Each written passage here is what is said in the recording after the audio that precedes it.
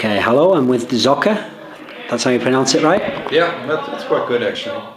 Okay, so we're going to do one of my career type interviews. So the first place I want to start with Socke, because not a lot of people will know this who didn't follow Brood War and the foreign scene especially, was that you were a Brood War player a long time ago. Yeah. I mean, people see you now, and when I say you're a Brood War player, they're probably thinking of like the era of Rhett and those guys like 2008, 2009. But I'm actually meaning way back, you were at WCG in 2002 when you were 15 years old, playing in the group stage there. Like, I mean, just give me an idea of what it was like when you were 2002. What was Socke like then?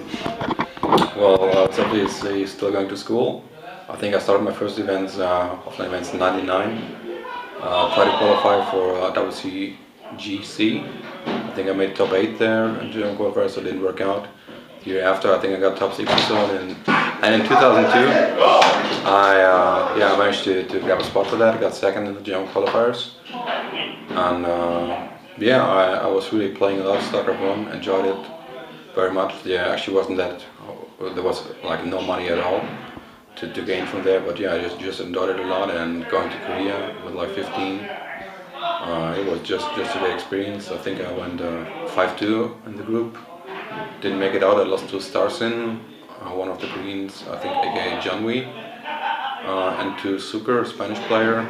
I think actually with the 5-2 score, most of the groups would have made it out, or at least got to play tiebreaker, but yeah, that didn't end up happening. And yeah, that was one of the few like international events I ever got to play in Brood War. I know for Brood War players in the West, just going to WCG was like the highlight of everyone's calendar, because otherwise you didn't get a chance to officially play like a famous Korean or maybe go to some awesome country like in another continent. If you were having these experiences when you were like 15, or that was when it started all those years ago, does it make it more satisfying when you stop and look at your career now? Like you're getting to go a bunch of times, you've been to America, you've been in different places, you played in the big tournaments, you made it far in some. Does it make it more satisfying? What do you mean? What? Like contrasted to where you came from. I mean, when you were like 15 at that area, it must have been like, that would seem like a faraway dream to be able to even do these things. Actually, it's kind of weird. Like back then, it was like a very very big thing. Like I was so happy to be able to go to Korea, and now it's like these events are all the time, and like I'm up there, and it somehow feels weird and disconnected with the long break I had. It's like it's a totally different thing now. So, since you actually didn't have that many good results in Brood War, like in terms of offline tournaments and stuff, you didn't get to go that many, I wanted to just get your take on some of the famous German names from Brood War, because there's two that spring immediately to mind. One is obviously FiSheYe, because this guy came second in the WCG, which was like almost unheard of for like foreigners, etc. Koreans often took like first or second, etc. Like, how well did you know this guy? Like, how good was he relative to everyone else? What do you think? Yeah, FiSheYe, I was also like playing when I was playing. I think in 2001 he was still playing Terran, and actually I think compared to the others he was much better before he switched to Protoss. I think I played against him in the German finals in 2002, ended up losing there, but there were like 2 or 3 smaller offline events or minor offline events in Germany where I ended up beating him. So I think around that time was most active. We were kind of equal in skill level, but at FiSheYe, his mechanics were actually way worse than mine, I think. But he was always a very very smart player, and always came with like a set smart plan. Sometimes trying to surprise you, or just always like he was just very smart about his games. The other name I'm going to mention, you can probably guess, Mondragon. Yeah. The interesting thing is, for people who don't know the context and didn't follow Brood War, this isn't perfect relative, but he was kind of what people tried to compare to like the foreign Stefano or something in Brood War, you know, because he was the one guy where people said, oh, maybe he could do really well if he went to Korea and stuff. Like, what did you think of Mondragon as a player, like his skills and stuff? Yeah, I think he was also known as somewhat like the German wunderkind, because he was quite young to compared to most of the other good players at that time. I think we actually about the same age.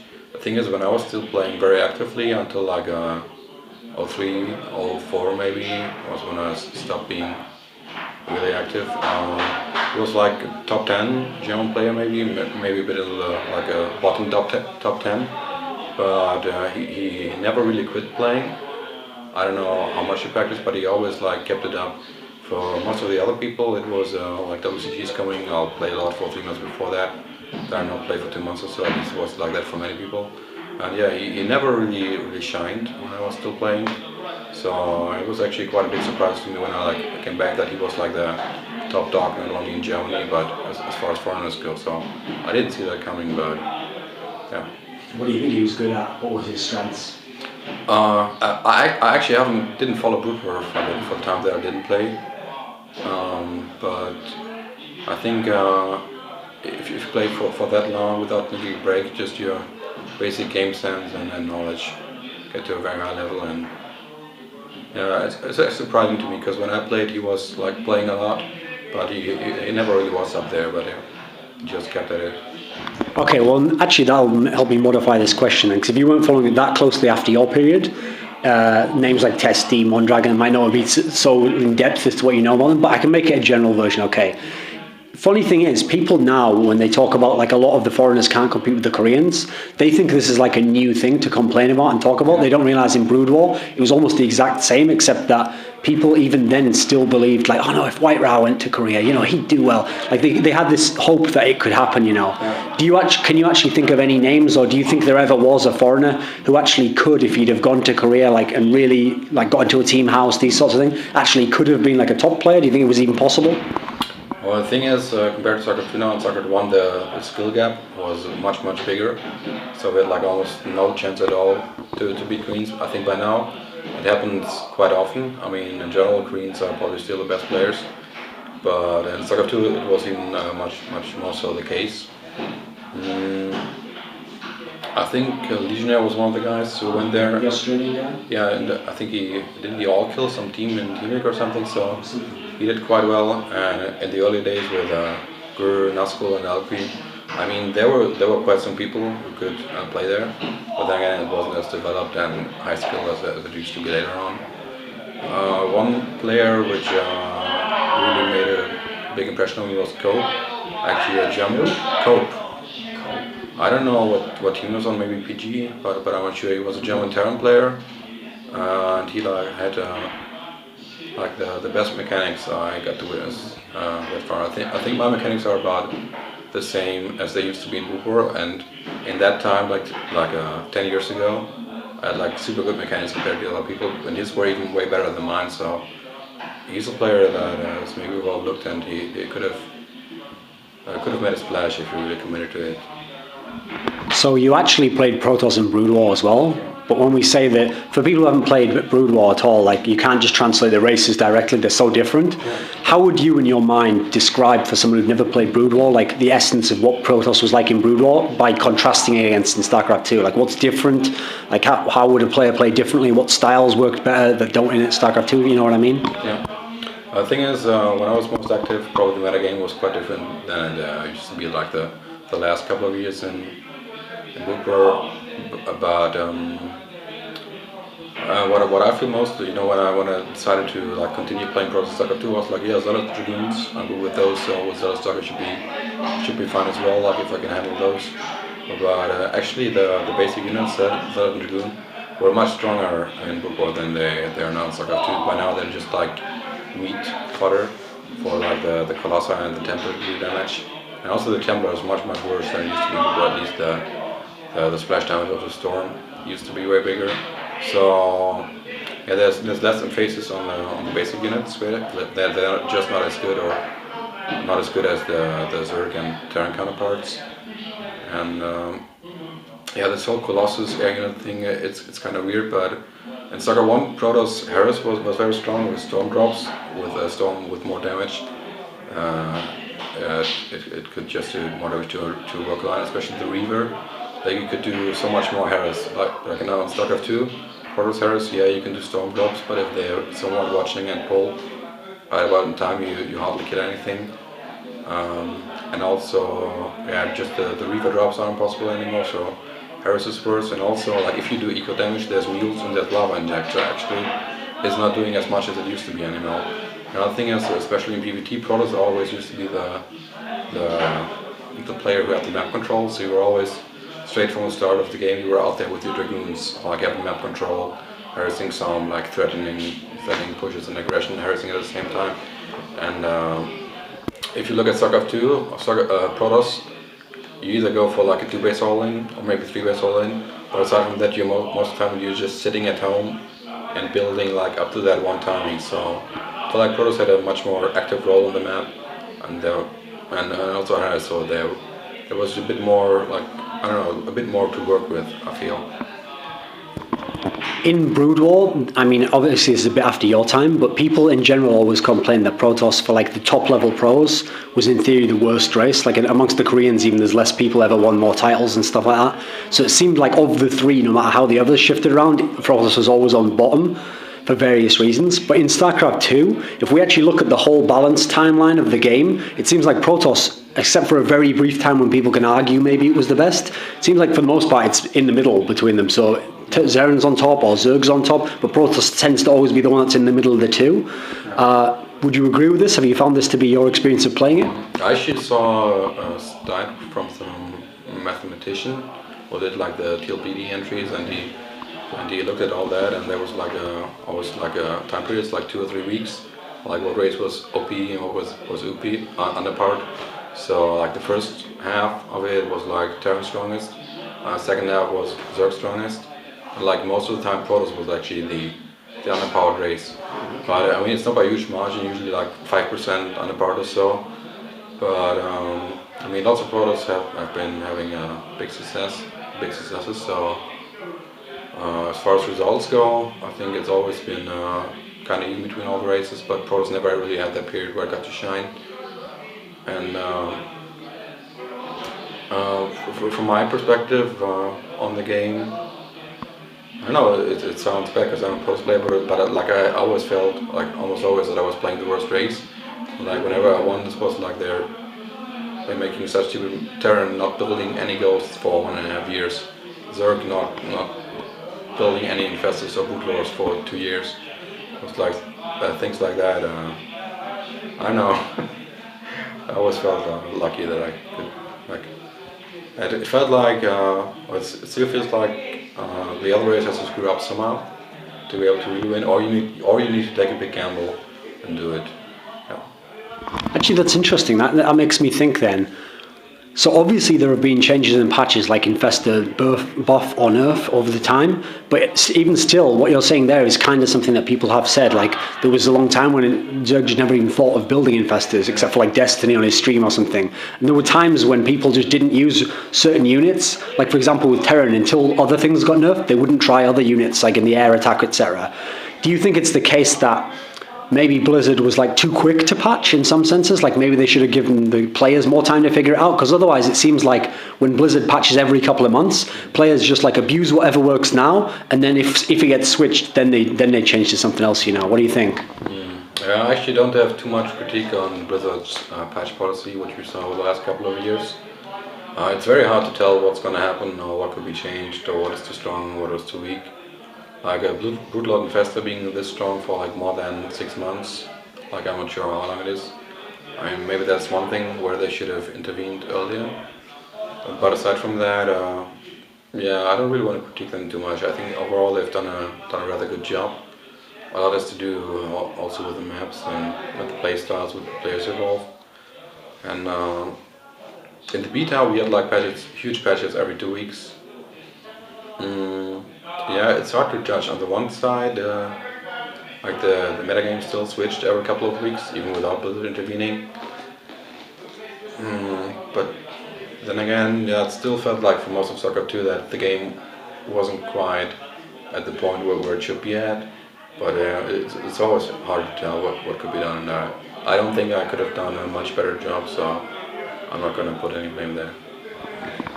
And actually, talking about another thing you mentioned there, where you said like sometimes to you when you would win and Protoss felt underpowered, you'd almost feel like I sort of should have lost that if he'd have just done the right thing here, I've noticed this is actually a trend that like StarCraft 2 players in general have, where they either say when they lose, oh, it was so obvious, I should have just done that one thing. Like it's so obvious sometimes when they lose.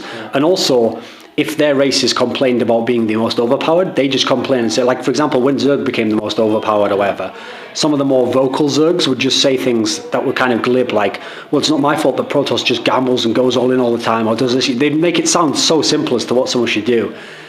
From your own experience of looking at your own results versus what like you thought should happen, and like players you know, how objective do you think like pro players really are about their own game, like, and what happens in them? Do you think they are like quick to jump to conclusions like that? How do you think the mix is? Well, I think most players are very whiny in general. Like if I think of Nurture, for example, he's still whining about ZVP. I don't get it. There's a couple of others, but I think almost every player has a smaller, or like at least a minor bias. Some are more vocal, others are less vocal, and yeah, I think even the Greens are doing it by now. So yeah, there's definitely bias.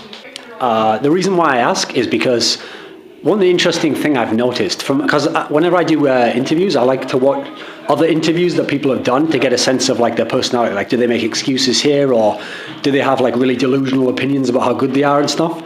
And I've noticed actually in general the most famous German players actually seem to be pretty level-headed. Like, they seem to be a lot more objective than some players from other countries I can think of. And so I'm thinking of Hasselobs, you, Dark Force. Like, these guys, you could actually put them on a show and talk about StarCraft and hide what race they are, and it would be fairly difficult to tell like which they were. Whereas some other people, you can tell immediately, like, oh, well, he's obviously a Zerg player, or, you know. Is it just something about German people? Is it this core group of people? Have you noticed this? Yeah, it might be that the German culture is generally a bit more reserved, or like non-offensive, and also I think humbleness is very much appreciated in Germany. So maybe for that reason, you know, we're also doing a German podcast, and they're like, we're whining all the time and talking shit, but like it's in like among friends or so, it's fine. But like if you do public thing, yeah, I don't know, you want to be politically correct or something, I don't know. So if I listen to the Scenecast thing, then there'd be a lot more complaining there? Yeah, definitely, if you understood German, that was. Okay. Okay, so actually a few things from your career I want to ask about.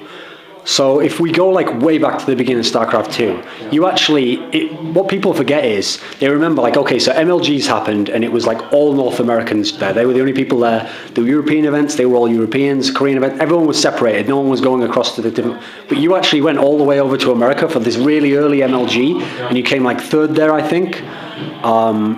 When that happened, like, people look back pretty badly on them as MLGs, like, oh, the level wasn't very good, because they see some of the people who were getting really high. Like, how competitive was it at the time, and like, how well did you think you did at that tournament? I think this is the one where you lost to Druby early, but then you won a ton through the lower bracket. So, the thing is, yeah, it was quite far. I think the prize pool wasn't too big, but I felt at that time I was very, very good, and I think I barely didn't get invited to the first major I went, which was the Gamescom IEM. Like, I was like, there were two people who could fill in, either Morrow or me, depending on which race dropped out. So. Unfortunately, I ended up not being able to play there. I think a big part of that was because I didn't have like that fresh fame. I mean, if you look at Manfolk or Thüs or Acer, some other people being invited who maybe weren't as good at the time, they still had that fresh fame from other games. So yeah, I was playing a lot. I felt like I was in very good shape, so I wanted to attend a big event. That's why I went to the one event. Yeah, I think even back then the North American scene wasn't as strong as the European scene was, so being one of the top European players at that time, yeah, I got third place. For most of my StarCraft 2 time, PvP was my worst matchup by far. Yeah, and so I ended up losing to KiWiKaKi there as well.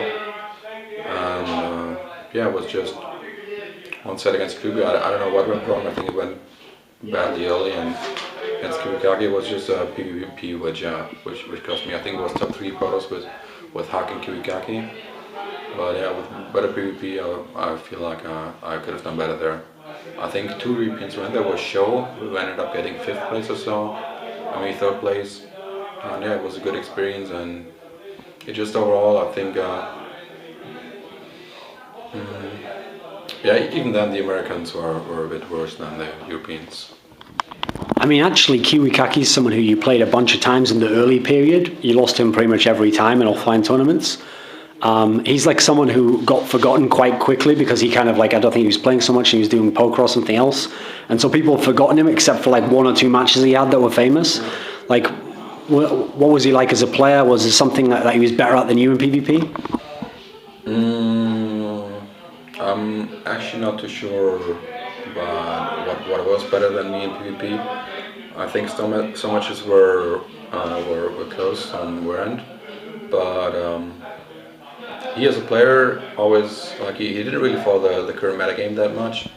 He was always working on his own stuff, like own styles. Some stuff which even seemed to be a bit gimmicky, but he made it work. Partly because people just didn't expect that or didn't know how to deal with that. They were playing against that kind of style, like Bodre, Mortal Zealot in PvP, or like double gate Zealot pressure after fourth expansion. And there was some other stuff which he was doing, which was quite uncommon at that time. But yeah, that wasn't the reason I lost him. It's just like against some people you just lose, and me just not being good at PvP, that ended up happening. I mean, also against Mana, it was kind of almost same amount, like very big matches, and I think I almost always lost to Mana when it really mattered. So yeah, against some people you just lose a lot. If we actually look at the first 8, I think it's about the first 7 or 8 months of 2011, you had a really good run actually in terms of consistency. Like you won the 2 Germany EPSs, and then in other tournaments you never won or came like top 2. I think you came second at 1, but you had like 3rd, 4th, 5th, 6th. You were always getting to a certain period, like point in the tournament. And the funny thing is, if we go back in time, people will only remember the people who won the event. So they'll remember, oh, NaNiwa won an MLG. Show, I mean, he didn't really do very much, but he won the IEM. They remember these names, but you actually might have been the most consistent player, like just in terms of overall. How do you think of that period of time? Like when I say this, does that perspective, like, is that kind of what you feel as well? Like, what do you think of that first part of your career? Yeah, I think in that time it was a very, very high fluency as far as people who won the events. Yeah, and also again, I was definitely one of the few players who always managed to get like top 4 or top 6 at least. It was actually not a good feeling. I was like saying to myself, well, fuck this, once again, a good showing, but better get first and 30th and 30th than top 6 3 times in a row as far as exposure and fans and maybe even money went. So yeah, I don't know. I think there were some events where it definitely could have come better. Like, is there a couple that come to mind? Like I should have won that one or come second in that one. Wasn't there a Homestar Cup? I think you came second out. I think there were 2 Homestar Cups where I got 4th place. I think one of them I ended up losing to Mana, 3-2, and another thing that comes to mind I think was one of the MLGs. I think I ended up taking 6th place. And yeah, there were like was extended series, so that match I played against KiWiKaKi. Yeah. And I started up 0-2 because of extended series. I think I was actually the player who got like extended series 3 or 4 times. So starting 0-2 in the championship bracket, it's like, oh, this is as far as you can go. But yeah, that just happened. And one thing that comes to mind was I think the first assembly or the second one. Assembly Winter? Yeah, where I ended up taking 4th place and lost tomorrow? Yeah, I lost tomorrow, and I think at that point it was exhaustion because I've been playing all day, not drinking enough water, so I was just like mentally exhausted and I couldn't play up to my level there. So by now I think I'm taking better care of myself as far as hydration and sleep and everything goes. But back then it was definitely a lack of just like physical taking care of myself at the point of the event. So yeah, different reasons, but somewhat.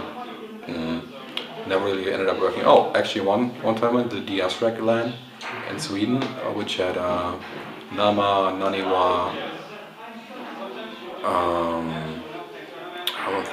I'm having a hard time trying to remember who was good at that point, Mad Frog, Cloud, and there were like, I don't know, like at least 10 very, very good European players, which they were like, it was like weirdly split in 2 days, 2 different events at that LAN. So I ended up winning one and taking 2nd place in the other one. But actually that got like no exposure at all because there was MLG Washington DC happening or something at the time. And actually the level of play at that MLG with only North Americans was so much worse than what we were doing at the DS Dragon Land. So having won that, I was like, yay, nobody noticed. So that was a bit silly. I mean, that's interesting that you say that. So in a sense, I mean, this might sound like a retarded question on the surface. Like, would it have been better to just win one of those tournaments than place so highly in all of them? I mean in the sense, like, do you think like you'd be a bigger name if you had it on that, or people would have given you more respect? Yeah, I think that's definitely the case. Mostly people just see who won. Even the second place finisher gets forgotten very, very, very easily. So yeah, I think winning few stuff and doing very badly in others is better than always doing well. It's interesting that you would say that, though, that you actually kind of look back and every time you're kind of like, oh, fuck, I should have done better. Because that's like an interesting difference in mentality between certain players. There are some players, especially newer players, where because they've never even been to a semi-final, they've never been to a final, like they dream of that. And if they get there, they're like, oh, awesome, I might win. And if they don't, they're like, oh, it's okay, I did well. And so a lot of fans who themselves maybe dream of being a player one day, they think like, oh, it must just be awesome to be placing highly in tournaments and still be like relevant when it gets deep.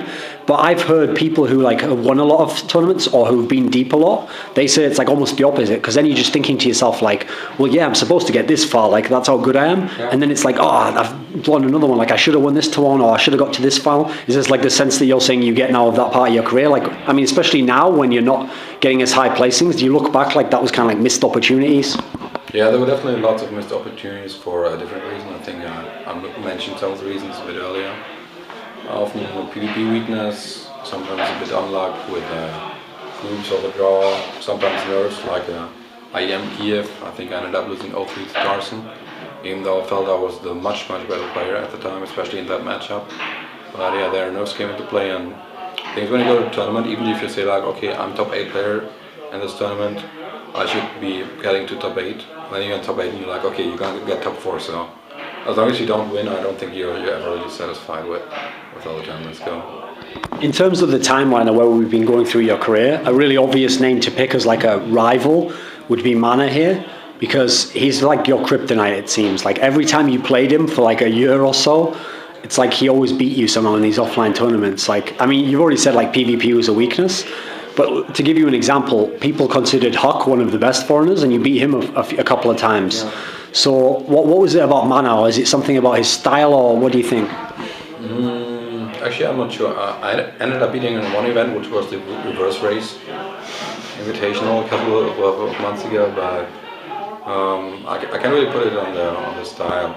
It's like maybe lack of PvP confidence, and then there's that one guy you ended up losing 2-3 times in big matches. Then you play him the 4th time, then your mindset probably isn't even that great either. So yeah, it's hard to tell. Just happens. I can't really put a finger on what's the cause for that. I mean, it's interesting you would say that maybe you have like a mental block against him, because I've noticed in your career, like the public doesn't seem to actually think you're that good. That's the sense I get from reading forums, okay? Like a lot of times when they see a group of like I'm sure with this group at Home Story Cup now, they saw that and they went, well, I mean, Stefano's going through. I'm sure they didn't pick Socke to win the group, or maybe even to come second. Like, it seems like I would have said that you have quite a good mindset against most players, even people who are supposed to be better than you. Like, you just somehow can compete, even if they're supposed to be so talented or they've won this big tournament. Yeah. So in general, do you think that is the case? Like, aside from this one case with Mana, like, do you have a pretty good competitive mindset to play against people? Yeah, I think most of the time my mindset is pretty good. I think even if you have a good mindset, like 2 months later, your mindset can change and it's actually not good anymore. So aside from like maybe 3 months or so, where I ended up, I think after one MLG, like I almost did very good, but ended up doing shitty after all. I think after that event, like I went through like a couple of months where my mindset wasn't quite where it's at, where I was worrying a bit too much in the game. Overall, I think my mindset is quite good. Like I know how good I am, I know where my strengths lie compared to other opponents. So if there's one guy who's mechanically so superior to me, I know like in what part of the game I can win. Like I can do mind games, maybe try to end early, and there's other people who are just like, okay, if you don't die within that time, you're gonna win anyway. So I think me knowing that I can beat anybody, or no matter how good they are, and also like knowing where to win against people.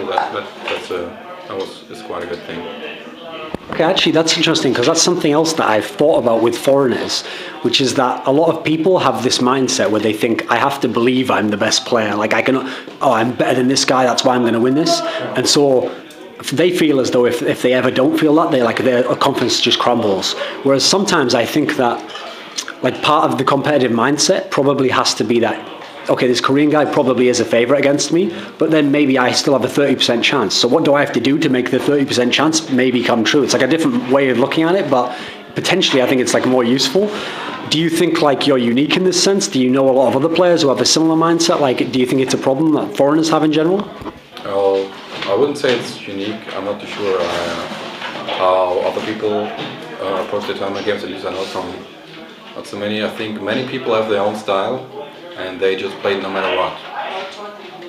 And I feel like I'm not like really good at anything, but I'm kind of good at everything. So I just pick that one part and then try to make the game go in that part where I have like the best chance against my own opponent. So I don't know if other people do the same, but that's how I usually approach the games.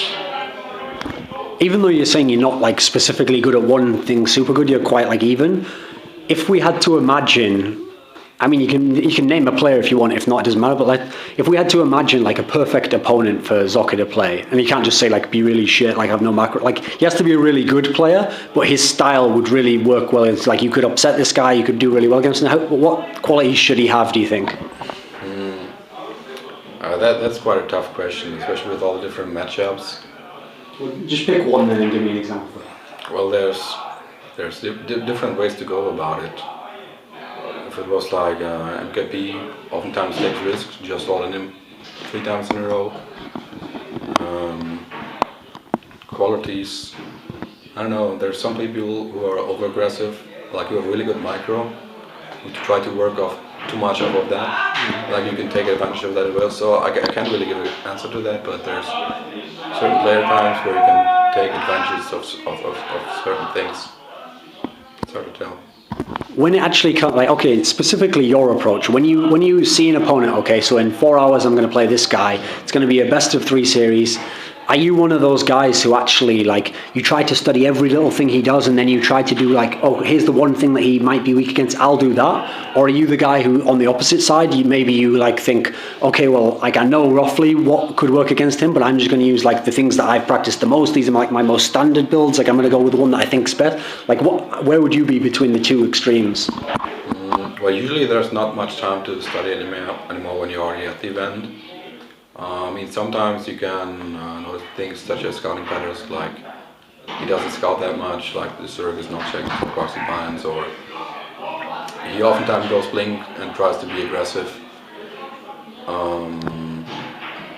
But yeah, usually I go to the event having practice like 2 or 3 standard builds for one matchup, or like maybe 2 or 3 all-ins. And there are still quite a lot of things like in the back of my mind which I'm also able to do.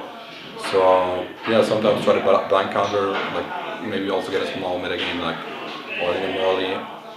And yeah, most of the time just like play to your strength or his weakness. If it's like a really good blink player PvP, okay, I'll just, like, I'm quite good at blink ups against blinkers or PvP, like for example against FiSheYe at this event. Like I know I'm quite good at blink ups, but I know he's very good at blink ups. I think he really likes to do it. Yeah, so I'll just veto those maps, and I always try to play counters. So I don't know if I really answered your question. Okay, that's interesting because one of the criticisms I hear, like I said, from other players who play other races, whenever they kind of try to talk down Protoss players, they say stuff like, "Oh, the Protoss players just always gamble. You know, they if they lose one map, like in a big macro war, the next game they just DT all in or something cheesy like that," and that's something that they criticize. And I've noticed while that's maybe a bit of an exaggeration, to some degree it could be said to be true. Like there are some Protoss players who do try to play like maybe a bit over risky, or they try and do things that are crazy even for their standards and just hope they win in some ways. But if you look at the best Korean Protosses, these guys who in theory can beat anyone, it's not really like the element of surprise that really wins them the matches, it seems. Like it seems more to me like they're just the best at executing the builds. Like they have the specific things they do and they're just like amazing at the timing's always perfect. What would you say to this? Actually, I think I'm thinking just PvZ at the moment. At some point, like one thing, the Korean Zergs, like 4 months ago or so, like in Europe, you had all the Zergs going like 11-minute or 12-minute dive, and some of the Korean Zergs always like kept the money and just waited like 4 minutes along with their hive, so they ended up not getting brutalized by 1 minute. So for a long time there, at least, they didn't really get the matchup. I think by now that's changed. So oftentimes when I see Zerg lose in DVP, it's like with 2k bank, like there's still 15 stalkers left, and actually they could have had 20 spine crawlers there. So oftentimes when I see those PvZ pushes or late games work, it feels like a big oversight by Zerg in some parts of the game. And yeah, they're definitely best at execution, but then again, if someone's really good at demodel all in, I mean, yeah, they're good at demodeling, and you know, isn't that maybe a gamble in itself? I don't know. Definitely the Korean Protoss have the best execution, but I feel, at least for PvZ, without having some kind of surprise or catching them off guard, or them like fucking up majorly, like it's not really possible. Do you think the Protoss race in StarCraft 2 to some degree has to be so sort of like, I'm not going to say all in, because it's not like there are all ins, but it's all sort of like waiting for the moment where like, okay, I have to end the game now. Because I mean, it seems like with the warp gate mechanic and with all these 2 and 3 base all ins, which every Protoss player seems to have like a whole deck of these to do. Do you think it's just like something of the race itself, or is it possible to play like a safe standard style and just always do that would that ever be possible for a Protoss, do you think, in StarCraft 2? I'm actually not too sure. I think in PvZ definitely not right now. In PvT, I think it might be possible to just play silent and save every game. Well, one thing I want to mention, like, because I don't want to win, I think almost all matches, even at the pro level, are decided by some silly mistakes one of the players makes. So it's not even about balance; it's about who fucks up first or the most. So if you don't fuck up ever as a pro player, you're gonna do very, very well. But with Protoss having the weakest late game army against Zerg, definitely against Terran, like, you know, this conception of the Protoss death ball, which has been in people for 2 years. That's actually not the case. Like, I've had the feeling for at least 1.5 years we've definitely had the worst late game army at all times. Even versus Terran? Even versus Terran. The thing is with Terran, at the point where both players max out for the first time, the Protoss army is stronger. But the thing is, you can't really attack a Terran who's in like a small choke area or so. There's no way to attack. And once they get this army of like 20 ghosts, 15 Vikings, and some Wire or so, there's actually, you can't trade against that cost efficiently at all. There's always scans. You should never be able to land a storm. Scans here, everything, and there's like 20 or 30 ghosts. And even if you land 1 or 2 storms, you still lose heart. And then you have like 4 or 5 or 6 Colossus, and there's the Viking count. So even against that army, you can't really fight. But then again, it's very hard for them to get that one army, and they have to win the game with that one army, because once it dies, you can't really replenish it. It takes like 10 minutes or so, or 5 to 10 minutes for them to build that up. Like they're dropping with some Marines, losing them, just building more and more ghosts. But at that point, they have a way stronger army than the Protoss. So yeah, this Protoss death ball conception is something like whenever I hear that in some casts, I mean it's gotta last, but over the last 2 years I've heard that building up to the Protoss death ball late game, and I was always like, worst late game army, what? Even just speaking in TVP, I've heard a lot of different players say that to them, Terran is like the best race from the perspective of like has so many options of what you can do. And yes, it might be the hardest to play to some degrees, because you have to be very, very like micro every single type of unit. You have to sort of almost perfect, like if you're playing against Zerg, you almost have to perfectly predict the tech path he's going down, otherwise you can just get completely fucked. But in theory, if you were to play it perfectly, then people say it's like the most developed race or the best race in that sense. Do you agree with this at all? Like, have you seen this in PvT? Well, I think for like if it plays perfectly, I think Zerg should be the strongest. But yeah, I think TVP is definitely control-wise a very hard matchup. Like with the Vikings, and you always got a kite and spread and EMP everything. So yeah, I feel like in TVP, if it's played perfectly, like the Terran should win. When we talk, like, the interesting thing is, since everyone's complained a million times about fungal now, and to some degree neuroparasite, the Zerg spells basically, they say that like the thing is, not only are these like really powerful, they're very, very easy to do. And in comparison, like Protoss has lots of spells, but these like either don't do that much damage or you have to land them perfectly, and like there's a lot more involved. And obviously, like for Terran, like again, you have to be like perfectly landed and all the rest of it. Do you think it's the case that like the ease of use of spells in StarCraft in general is like a problem? Yeah, I think that's definitely the case. I mean, they put this smart casting in. Back then, we had to like select casts individually, so that's also why Storm was allowed to do much more damage. Yeah, with the Storms being able to be stronger in StarCraft 1 because it was hard to use, I think there was definitely much more ways for like the good players to differentiate themselves from the bad players. And yeah, right now it's like it feels even as if, even though the spells are maybe a bit weaker, it feels like spellcasters are just too strong compared to like the normal units, just because they're so easy to use. I mean, with how easily massable infestors and ghosts are, to me, like it just doesn't feel right. Like coming from a Booper background, I'm used to like having like my core units fight a lot like Zealots and Dragoons, and there's like Hydras, Roaches, Hydras, Zerglings, Ultralisks, and like if you have spellcasters, you only have like a handful, because actually you can't just spam all spells at once. Because as you so yeah, I like that better with like the more normal armies and just spellcasters actually as like a supporting unit. Because I mean, that is one thing that I notice in StarCraft 2 that people don't really talk about. They'll talk about the spells themselves, but it seems like the spellcasters play too big of a role. Like that's like one of the main ways that each army is using it, you know. Whether it's like force fields that the Protoss has to use or the Zerg has to go for fungal. And since it's made easier, obviously that makes like a key element of the game easier. Do you agree when people say like, people always paint all the matchups as so obvious, like, oh, the Terran just gets to this point, then if he doesn't do this, he loses. If he does this, he wins. Like, when you play a game and you're thinking of an opponent or in the match, like, are there a lot of options in StarCraft 2 what you can do at all times? Is there like a fairly narrow path that emerges as the game goes along? Like, how would you compare it to like Brood War in that sense, where it seemed like there was still a lot of ways that you could come back or something else you could do, you know?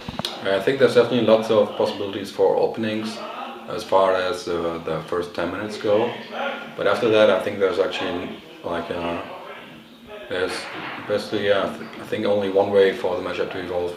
Like in PvP, once you're both able to like be safe on 2 base and get a 3rd base, then you upgrade the weapons and you go up to roughly 10 Colossi and you get charged and start hitting Archons. So that's like the only viable way after like the opening stage, if it's still even your game, to do anything. PvZ, you have to hit that timing before Brood Lords either cripple him or kill him. And yeah, I mean, you can go for like Mothership and then try to fight as long as there's still not so many Brood Lords, or you could even sit back more and try to go for the carrier switch, but that actually shouldn't work. And in PvT, yeah, once you got Storm and Colossi, I don't know, the game always plays out mostly the same way. I mean, you can do some damage with drops, or with mules and lava inject, and even Chrono Boost. Like, Econ Harris isn't as good as it used to be anymore. Yeah, it feels a bit like it's always going in the same direction. And there's, you know, in PvT and PvZ, or like especially in PvT, it was like you could always be out on the map doing something like faking aggression or so. If I fake aggression nowadays, if I just go up there and go back, like they're doing the same thing they're doing anyway. Like maybe they build a bunker or 2 more, but mostly like the build is set and they just, and like at that point the infestor path is built and then they press it. It's like I can't really make them do other things because they only want to do this one thing. So yeah, it's a bit not set in stone, but it's mostly just going in the similar paths. I think. Okay, on a side topic, I happen to know that you create your own music, you're musical in this sense. Is this correct? Yeah. Okay, so the reason I ask is because, like, on one hand, people who create music are often like, people say, oh, they must be very creative people, or they must be like inspired to come up with things like this, and they'll also say like it's a way for them to like express themselves, etc. Does this translate to StarCraft 2 at all? Do you like when you play StarCraft 2, is just like an element of expression in that? Are you creative in the way you do approach that game? Is it a different side of your personality? What do you think? Well, since I haven't really had time or energy to do anything music related, almost, I think since I started playing StarCraft 2 on such a level, it's definitely like the kind of same feeling. I mean, you're working on it, and when you're performing, and yeah, it's kind of the same feeling or feeling of reward you get, I think, and also like the methods. I mean, it's fun, you enjoy it. It's kind of like the execution thing. It's like what you learned, you do what you practiced. So yeah, I think, and yeah, also need the right work. I mean, it's fun on one side, but you gotta have the right work ethic. It's creative in some part, but mostly it's like learning the right patterns and how to use them. So yeah, there's definitely a bit of a similarity. Okay, sometimes to end my interviews, I do an imaginary question, okay, and it usually goes like this, like aliens come to Earth, and then they say like, usually the scenario is that the person who I'm interviewing ends up being the captain of Team Earth, and he has to pick the people who are going to represent Earth instead of aliens. But I'm going to do a twist on this time. So Koreans invade the StarCraft scene, already happened, but in this scenario, you're the coach of Team Foreigner, and the Koreans are going to put up their most beastliest players, only Protosses. It's only going to be Protoss for you. So they're going to put up, Rain, Parting, Creator, whoever you like as your best Koreans. Now you have to pick for me the best Foreigner Protoss that you'd pick for each opponent. So Rain, Creator, Parting. Who would you pick like for the fate of the Foreigner world? Who would you pick to have a chance against these guys? Any Protoss player. Yeah. Who isn't Korean? PvP player. And Protoss.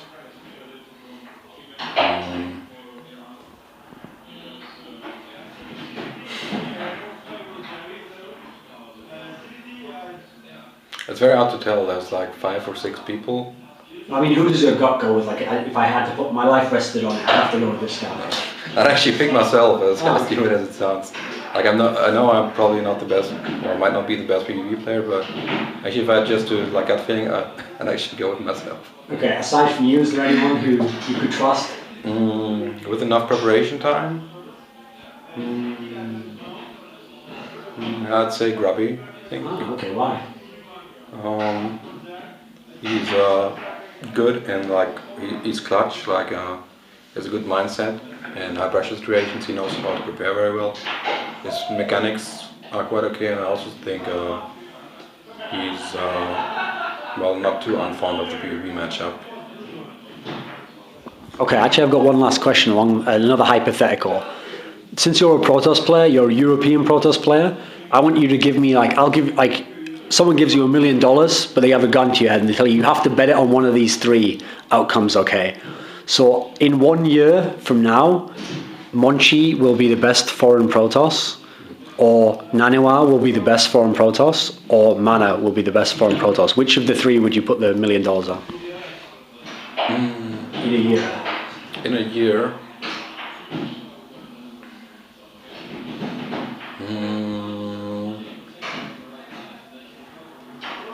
It's hard to say. Like if they all practice like they would at the moment. Like the big uncertainty for me is like I don't know how much Mana plays, how much he commits. I think NaNiwa has the best work ethic and also experience maybe, but I think actually Mana might have more potential if he works very hard. So